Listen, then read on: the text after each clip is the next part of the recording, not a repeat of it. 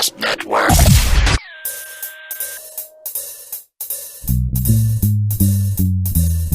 Hey! Alright. It's a video game show. It's a video game show. It's not a game show about videos. It's a video game show.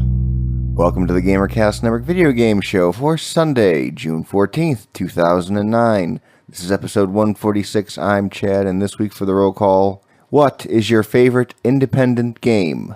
And joining us this evening is Ivan. My favorite independent game is Crimson Land, which was the first game from Reflexive Arcade that I ever downloaded based on Bob's recommendation because it was really good. And this is the kind of game that's like, we talk about it a lot. It's like an overhead kind of shooter. It's an overhead kind of shooter, kind of like Gauntlet, where you shoot things. The board doesn't really change too much. You move around the board, but it's just kind of an open area, and you just kind of move around while things come at you from all sides. Is it like futuristic? Kind of, a little bit. It's more of just a game with different kinds of guns. And their level up system isn't so much leveling up as you can get perks. And every time you level up, you get to pick from a random 5 different things, like increase movement speed or increase weapon fire rate, that kind of thing. Okay, very good. And moving on, also joining us is Bob. I think my favorite would be the sequel. Well, I don't know if it was technically a sequel to this. I think it was made by the same people. The basic same overhead, 10 million monsters coming at you at once. The board doesn't change shooter. What is called Evil Invasion. It was more of a medieval-based shooter where all your attacks were magic and you had skill trees and your guy was persistent and you leveled up and stuff. And apparently Ivan didn't play that one, and it's my fault. Yes, it is. So I apologize. And finally joining us is Keith. Shingen the Ruler by Hot B Production Company for the Nintendo Entertainment System. I don't know if they're independent per the way, Reflexive is, but I've never heard of them. That's independent for me. That's good enough for me. Good, because that's all you're getting. And my game is a kind of a turn-based strategy civilization, very fast civilization kind of game called Oasis. You're playing a small board. You basically are taking your little... he was a prophet or a pharaoh, and you had to run him around and gain towns and then go capture the other towns. And you can't see the whole board. You got to go step on the squares to uncover them. It's a fun little game. It plays like a civilization kind of thing, but it plays very fast. You can get a whole game in a few minutes.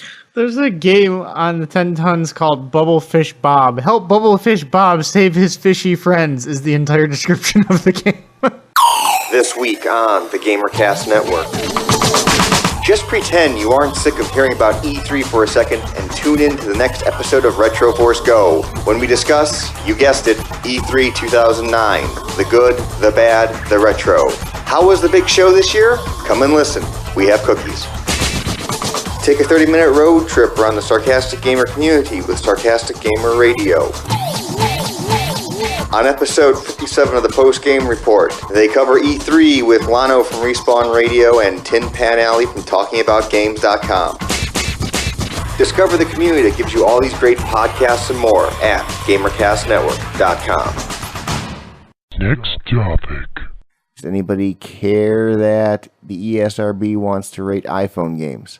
Last week was the Apple Developers Conference where they announced a new iPhone, a couple of other little things. I guess on the iPhone, the new firmware, parents can block what TV shows and movies kids can get based on the content. You can't really block, I guess, anything for the games other than just block all game downloads. There's no fine-grained control over that. So the ESRB would like Apple to adopt for their gaming system the whole ESRB rating system. And if you're wondering how much these things cost, this was as of 2007. To rate a standard game costs about $4,000. Oh, that's ridiculous. If your game is under $250,000 to develop, it only costs $800 to rate a game. No, I'm not a fan of that now. Who pays that, though? The developer? It's either the developer or Apple. I don't think Apple's going to pay. Apple's not going to pay it. The developers aren't going to pay it because some of these developers have budgets of, nothing. It's one guy with a C compiler sitting at his house developing. $800 is probably 800 times their frickin' development costs. So I thought it was ridiculous because there's thousands of games already on the App Store. Are they going to go back and rate all those? It would take them years to go back and rate them all. The only way they can mandate this would be if Apple said in order for you to submit a game, it has to be rated by the ESRB, which you have to pay for. And that just means a lot of people are going to just quit making iPhone games. And Apple is making a huge business by taking, I think, 30% of every game sold. So they want more people to develop. And if this is a way to get people to not want to do it, they're not going to do it. Yeah, but I mean, I don't know the legalities of it, but can they basically make them? What can the ESRB do to make Apple? I don't think they can do anything. About the only thing they could do is if they could get some government interference saying that, it's causing damage to the public, so we need a rating system. They would have to be forced by the government to adopt something like this. But the thing is they have a rating system. If you go to the Apple Store, every game has a rating, like 13 plus. Is that just community controlled? I don't think it's community controlled. I think it's the developer. The developer says, this game is rated for about this age. I meant if the developer lies. I mean, someone can report abuse for a game, right? They can say that, hey, this game is rated 13, yet there's octopuses and tentacles and girls.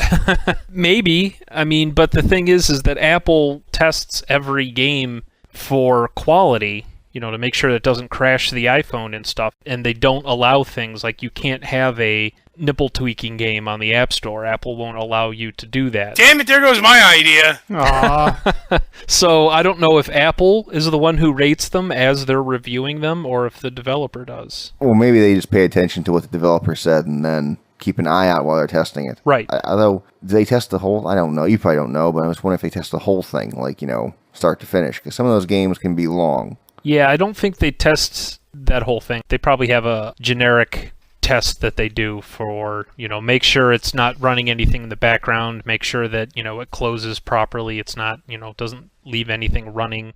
Anyway, I guess it's a good idea. I didn't have a problem with it until I found out that these people have to pay that much money. That's ridiculous. That sounds to me like the ESRB is just going, hey, give us money. It just seems kind of underhanded to me. They're fronting as we want to help parents better educate themselves and their children by rating games, and then directly after that they say, and it will cost you $4,000 to do so. It doesn't sound like the ESRB is a non-profit organization to me. When I was looking up the prices, I think in the last 6 or 7 years, that number has jumped up a lot. 2001, 2002, it was like around $1,500. It was a lot less than $4,000. I saw one or two quotes. Like I said, which means it doesn't sound like they're a non-profit organization, which means that they are just out to make money, which means, of course, they're going to want to go after the Apple App Store because they see how much money it's making and all they see is dollar signs. That'd be hard to transverse stairs and corners if all you saw was dollar signs. It'd be hard to get around.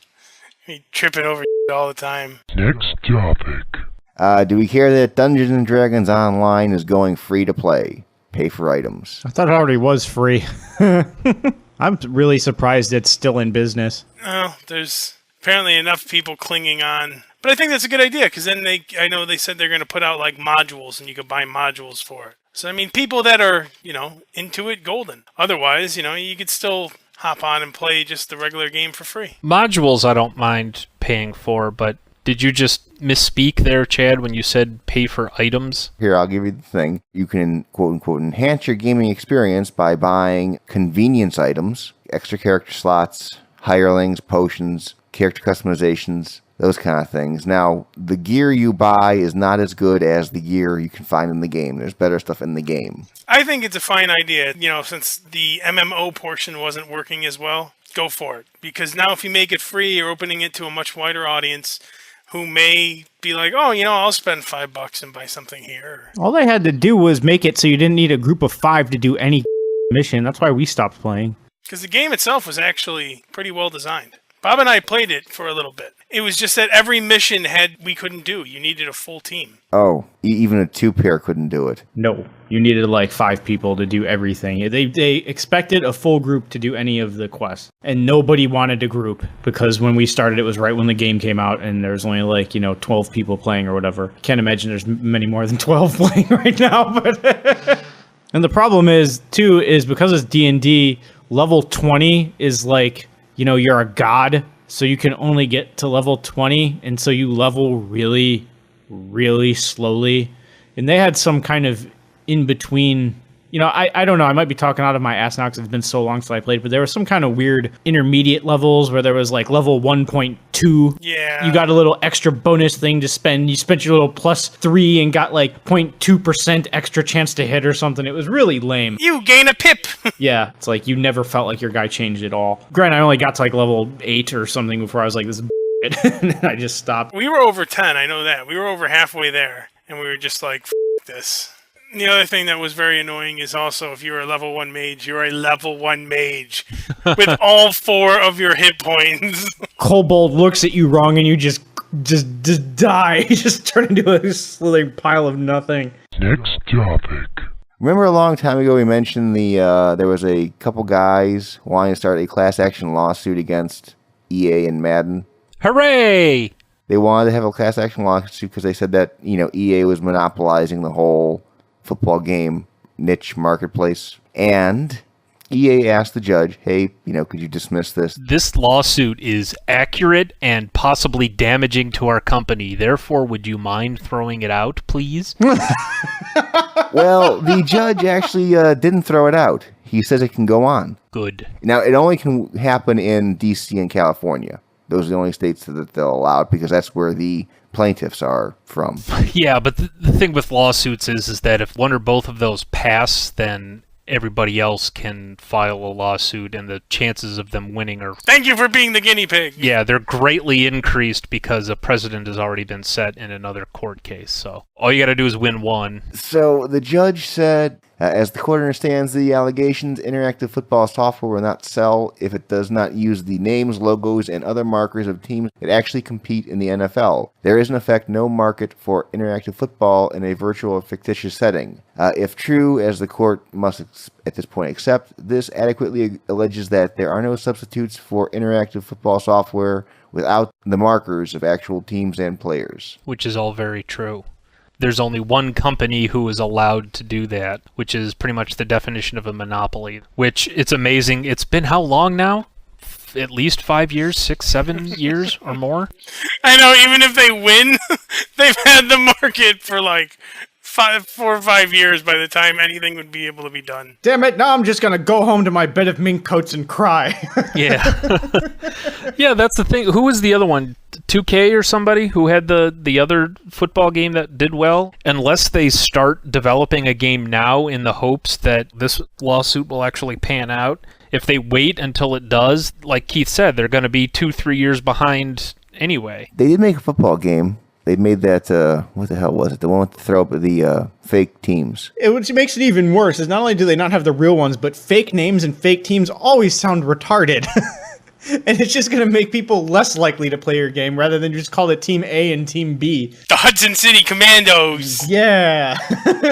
With quarterback Dret Barber. I hope it pans out. I hope that they lose their monopoly. Because then also that will open up the other series of games as well. If there's a baseball monopoly or a basketball monopoly. I think Tiger Woods is the only golf game. Well, it's just a death sentence for a golf game if you can't use the professional. No one cares. I still think Mario Golf is the best one. Well, that's true. But this is good for Keith, because then if other companies are allowed to make games, then he actually has a chance of getting a football sports game that allows multiplayer. 2K was still the best football game. Even after all these years, Madden's cannot be as good as 2K5. And that's pretty sad that a game from back then is still better than what you can put out now with your next-gen console. Next topic. Mailbag! Mailbag. This is from Craig. Gotta say, I was a little disappointed in the outright dismissal of the motion control technology as quote-unquote crap. Well, I have to say, Craig, I'm outright disappointed in you. Why is something new always looked on with disdain instead of taking a wait-and-see approach? It's not something new. The Wii is retarded. It just isn't your show. It seems to have... Yes, it is. It is our show. He's saying it's not just our show saying this. It seems to have become fundamental in our society. It is just our show. We need to disagree with him. Keep going. It's new and different. No, it's not. It's the same. It's redone. I wouldn't say I'm on the edge of my seat looking forward to it. I am. Let's wait and see what happens. No, we're going to run with it right now and make a rash judgment. And honestly, if you're 300 pounds, you probably should be getting off the couch once in a while and moving around. Disagree.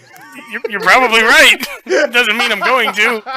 That's all he has to say. That's all you can bring? One comment on a fat guy? That's it? I don't think any of us said it's new, we don't like it, it's crap. It's the same thing with the Wii. We said we don't want to dance around our living... Actually, I think we said we don't want to prance around our living rooms playing a video game. We want to sit on the couch, regardless of our weight and or need to get up and move around more. I don't care if 150 companies have already done this before, and Microsoft and Sony are now just doing it. It has nothing to do with the fact that it's new and innovative and interesting. It has everything to do with the fact that we don't want to use our entire body to play a video game. I want to use my thumbs. Then all you're looking to do is piss off all the people who live on the second floor. Which is exactly why I can't have Rock Band in my apartment. Me too. Because the lady below me has already complained once when I first moved in that my movies were too loud and it sounded like the bass was coming right through into her face. Bass in her face!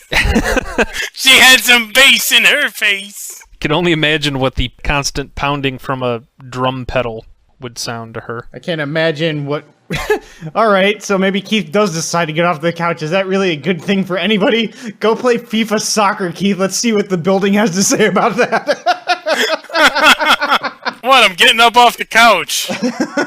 This is my exercise now. Annoying the living piss out of everyone else. Sir, I'm sorry, but the structural integrity of the apartment cannot support your new video game habit.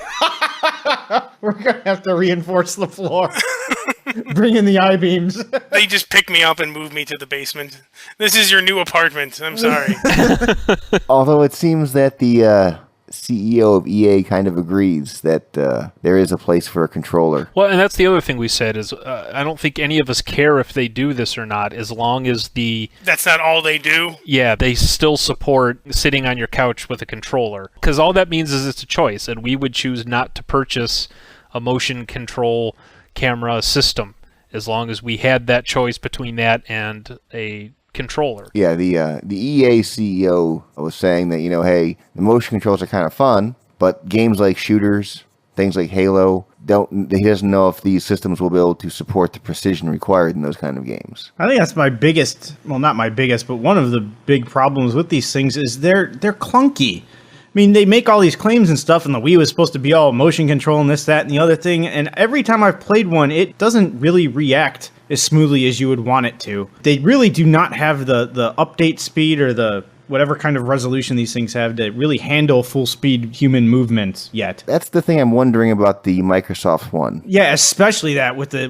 freaking depth camera. Well, when someone says camera, they always assume these things have high resolution. The $5,000 one I worked with was only 64 pixels by 64 pixels. Even if it has a perfect resolution on that, I mean, you would know this, Chad, you still have to go through all the problems of, like, actually deciphering what the person just did based on how the depth changed from frame to frame, which is its own problem and it's going to chew up processor speed. It's the same problems you end up with motion capture. I mean, stuff's going to cross over each other. It's going to get lost. Something's going to be clunky. And that's still, I mean, even full motion capture in studios still doesn't work that well. I mean, there's a whole, like, specialty where you go back and take the data from motion capture and then fix it so it looks okay, because always goes wrong. It really depends on how smart the guys are who are writing the tracking software for it. But I mean, the thing is, with the depth camera, tracking is a lot easier, but it's still not perfect. I still don't buy it. Like I said, it's the whole motion capture thing. If they can't do it right in a studio that costs like several $100,000, what the hell chance does this little dinky thing sitting on top of your TV have? Yeah, that's an excellent point. Anyway, the moral of the email is you, Craig. Next topic. We have an email from Mark. who is thanking us. What's up, Mark? Noticed a whole different attitude. Mark was the one who sent in the question about games based on cartoons. DuckTales. Woo! Woo! And he's glad to see that DuckTales gets love. Having said that, I would like to give you guys a ham sandwich for acknowledging DuckTales. Woo! And I'd like to give Disney a great big Shattered Dream Pie for shoving Miley Cyrus, the Jonas Brothers, and High School Musical down our throats. I think it's Miley Cyrus, by the way. I don't know, so yes, you're probably right. What happened to the Disney that gave us DuckTales, Roger Rabbit, Darkwing Duck, Aladdin, The Lion King, and Gargoyles? The Lion King? The Lion King? The circle of life. It's like they're not even trying anymore and make more money pandering to stupid little girls who are all Hannah Montana zombies. Stupid little girls make Disney lots and lots of money. His next sentence is, if it wasn't for Pixar, Disney would have filed for bankruptcy with the government bailout. That is completely not true, because they make a fortune off of Miley Cyrus, the Jonas Brother, and High School Musical. Which is why you don't see clever, funny things like DuckTale, Roger Rabbit, Darkwing Duck, and Gargoyles anymore. Because, yes, while they were pleasant for people who weren't 4.5 years old, what money did we give them other than sitting through it, watching on TV, and may or may not have switched channels during the commercial? Yeah, they make a lot more money selling Hannah Montana crap. Yeah, a lot. A lot. A lot. And by a lot, we mean like hundreds of millions of dollars. Isn't the production... I mean, I know she has songs and stuff, but the production budget on her movie's like dirt cheap. Oh, that's like, yeah, it's like a nickel and a half. But that's never changed. I mean, Disney did like Herbie and Chitty Chitty Bang Bang, for God's sake. I mean, Yeah. Disney has always done live action crap and animated stuff. Yeah, maybe Pixar does things better. That's part of the reason why Disney bought Pixar. You know, it's like, well, we'll let Pixar do all the high-quality, good movies that everybody likes, and we can fall back on the Hannah Montanas, because it's still in our portfolio. We're still making the money, but we don't have to do both now. It's like getting someone else to slap your hoe. It kind of is. It really is. That's a very good metaphor right there. Next topic. Here's a response to the summer game drought thing. This is from Great Her Dad. You were talking about the game drought, but Infamous just released at the end of May. Okay, one game. And also, it's for a system I don't own. And I'm selfish like that. If I don't own it, I don't really care about it. I openly admit I'm selfish. And here's a question to you, Keith. Any more DS recommendations? I loved Shirin, so thanks for that. Monster Lab was okay, but I never lost a battle, which made it sort of dull. Have you tried The World Ends With You? No, not yet. But I looked at that, and I put it back. But I did look at it briefly. Henry Hatworth, I'd recommend getting. It's a lot of fun. Next topic. And let's see here now. People talking about Sacred 2. Ivan? Have you played any more of The Sacred?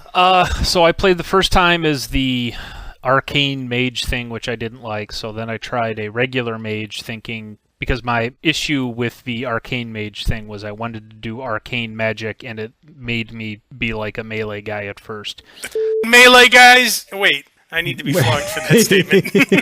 Dude, I can't even believe I actually uttered those words.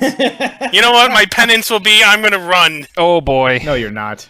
No, I'm not. You're absolutely right. I'm not. Let's not get crazy here.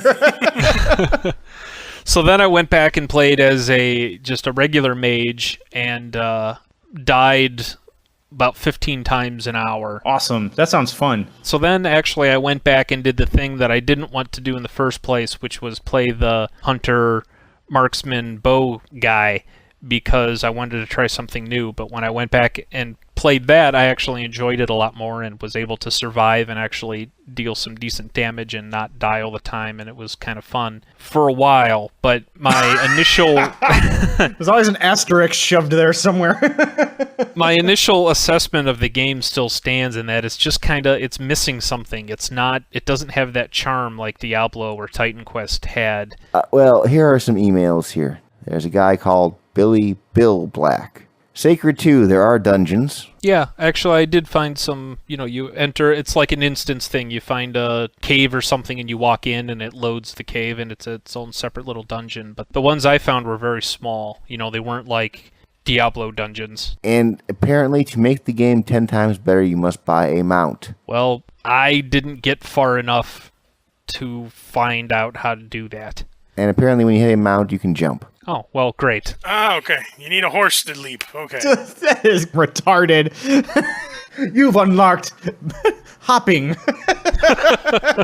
unlocked a jump. No, it's not even jump. It's just like clear this piece of brush. It's not even a full jump. It's just walking over things. I don't know if you can jump over things. I don't have the game. I haven't played it. I haven't even seen this. I remember looking it up, and apparently the horse is like a jump attack. So you can only jump over fences as like not intended by developers. Like you have to attack the fence and then you leap over it. I don't know. Like I said, I fully admit I didn't put, 30 hours into the game or anything. I think the highest level I ever got on any of the guys was like 10 or 12 or something. Maybe not even that high. That's high enough. Yeah, because like I said, just playing it, it's a decent game. It's missing some charm. It's missing the kind of thing that makes me not want to stop playing. Wasn't there. I was always like, well, I'm playing this because I feel like I need to give it a decent chance, but I don't really want to be playing this. I would rather be playing something else. Next topic. From Mix, with the crew loving D&D games, what old being at most 10 years old, D&D based game would you recommend me to play? I've always wanted to get in the D&D series, but they all seem so complicated to me. Something simple and easy to get into would be best. What is your recommended RPG game for the PC that isn't Diablo 2, Titan Quest, Puzzle Quest, Mountain Blade, or Oblivion? Ideally, it should be an older game because I don't have much of a gaming PC. Neverwinter Nights 1. Baldur's Gate 2, Shadows of That's an also awesome game. Neverwinter Nights 1 has been locked. They did the final patch maybe a year ago, and they have like 5 full download things. You can get your guy up to level 40. It's a lot of fun. The only thing is with Neverwinter Nights, there's a good replay value because of the you can go out and get content. Baldur's Gate 2, once you beat that, you're pretty much done. But Baldur's Gate, there's like 80 hours worth of side quests and everything. There's like... No, yeah, it'll take you forever, and there's also the... expansions. Expansion, yeah. Yeah, but that's one of those games where there's like 4 or 5, 6 classes that you can play, but it's not really fun to go back and play as a different class. So pick whatever your favorite type of class is because that's the only way you're playing the game. Next topic. How's Hong Kong these days? Hong Kong is good. Oh, here's a little thing. I'm going to warn fellow foreigners to not look like an idiot when you're in Hong Kong or anywhere in the world. So last week I went to the local CD store, and these are in nice malls. In the CD store there, it's like a FYE, like the old Camelot Music, those kind of stores. It's called HMV over here. So I'm walking in the store. At the end caps of the store, they have, much like music stores, they have headphones where you can put on and listen to the latest CDs and whatnot. And there was this guy, not a local, he was a foreigner. I couldn't tell if he was Australian or English or American. He had some headphones on and bobbing his head. And I'm like, okay. And I saw in his hands, he was holding a Guitar Hero guitar. And I heard the strumming. I heard the clicking of the thing. And I was like, okay, maybe they have a TV set up over there and he's doing, something. But I noticed he was like next to the Green Day, the new album end cap. And I was like, okay, that's not really in Guitar Hero. I wonder what the hell is going on. He was just air guitaring, wasn't he? Yes, he was. He was standing there air guitaring with a Guitar Hero guitar. And then the plug was just lying there on the ground. He was just standing there with his little air guitar, rocking back and forth. You should just walked up to the plug, picked it up, stared at it, looked at him, shook your head, and walked away. That's ridiculous. And that was Video Game Show episode number 146 for Sunday, June 14th, 2009. Any ham sandwiches, Shattered Dream Pies to give the world, peoples? Shattered Dream Pie to Craig for having the audacity to criticize us. To criticize us and call Keith fat. I called myself fat, but he repeated it. He said an honest quote, and honestly, if you're 300 pounds, you should probably be getting up off the couch once in a while and moving around. But on the flip side of that, Craig, could you cave in a man's chest with your fist? I can. I can, Craig. And that's a warning. Part of that has to be with my girth. It helps. Adds some extra wallop to the punch. You said wallop. Yeah, wallop. Nobody uses that word anymore. I just used it, so apparently I do. Quick reminder, this is the last week to get in entries for the World of Warcraft contest. Remember, we're giving away 2 months of World of Warcraft time for the best rendition of an 8-bit tune using just your voice. No other instruments, just your voice. Send your entry along with your comments, questions, queries, concerns, or a roll call question to the mailbag at at videogameshow.org, Skype us at videogameshow, or call us at 320-300-GAME. That is a standard long-distance call, and all normal fees apply.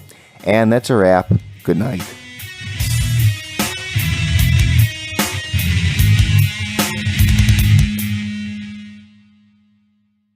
Fancy that. Fancy hat? I want a derby. I pick bowler. Bowler hat? Yeah. Kind of like a derby. I was gonna say, aren't they pretty similar? They are kind of similar. Not even sure exactly what the difference between a bowler cap and a derby would be. Chad's mom? Oh! How does that even relate? I don't know. It sounded funny, though. That made no sense, but it was funny. The bowler hat, also known as a coke hat, derby, or billy cock. Oh, it's the same. Oh, sweet. I'm definitely calling it a billy cock. Then you can walk up to people, where can I hang my billy cock? Excuse me? Yes, my billy cock. Where can I hang it? Excuse me, can I have my billy cock in here? I don't like to wear my billy cock indoors. I find it rude.